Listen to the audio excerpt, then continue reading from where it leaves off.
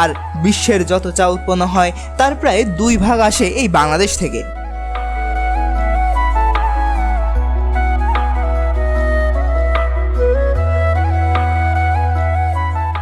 এই সমগ্র চা বাগানটি প্রায় 360,000 লোকের জীবিকার ব্যবস্থা করেছে, যার 2/3 হলেন নারী।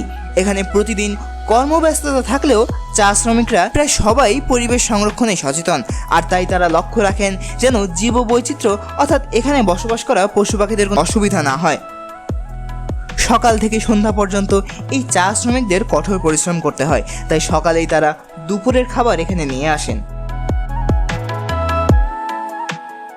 এই চায়ের পাতাগুলো তোলার নিয়ম হলো একটি কুড়ি এবং 2টি পাতা একসাথে তুলতে হয়, কেননা নতুন কলির সাথে 2টি পুরনো পাতা মিশ্রিত হলে সবচেয়ে ভালো চা তৈরি হয়।